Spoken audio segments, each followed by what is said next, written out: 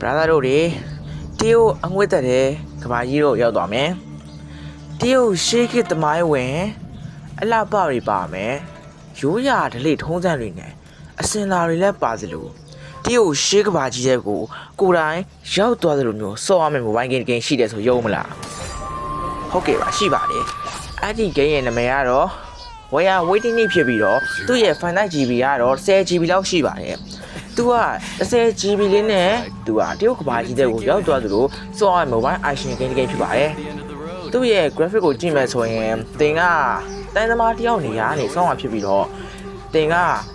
character ကိုလည်းကိုယ်တိုင်နဲ့ပြင်ဆင်လို့ရပါတယ်အချစ်စနန်တော့လည်းပါသလိုတရုတ်ဒိုင်နာကြီးတိုင်းပညာရေးတွေလည်းပါသလိုတွေ့တဲ့လူတွေကိုချားမှဖြစ်ပြီးတော့တိုင်းပညာရေးကိုဦးစားပေးထားတဲ့ open world action game လို့တော်လေးကိုလည်းမိုက်ပါတယ်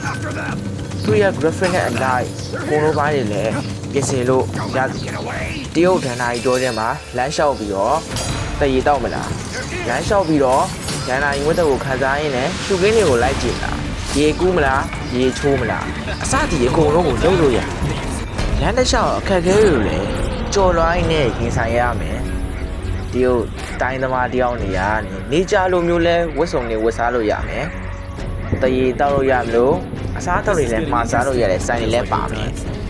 ရေကူးလို့လည်းရမယ်အကုန်လုံးလုပ်လို့ရတယ်ဒီကိန်းမှာလှုပ်လို့မရတာတခုမှအကုန်မရှိဘူးအကုန်လှုပ်လို့ရတယ်မိုက်ခရက်လိုမျိုးစော့မလားဒန်နာရင်ဝတ်တဲ့ကိုဝင်ပြီးတော့တရုတ်အမတ်တယောက်နေရတယ်စော့မလားအကုန်လှုပ်လို့ရသေးတယ်တော့မဟုတ်ရှားတိုင်းပြည်ကမင်းသမီးကိုတွားယူပြီးတော့လက်ထပ်ပြီးတော့မင်းသားလှုပ်မလားအကုန်လှုပ်လို့ရတယ်အဲ့လိုကြည့်မိုက်တဲ့ဂိမ်းကတော့ဒီ platform မှာတော့ mobile နဲ့ဆော့လို့ရတာကြီးကတော့တန်တော့အားကြီးတယ်ပြောလို့ရတယ်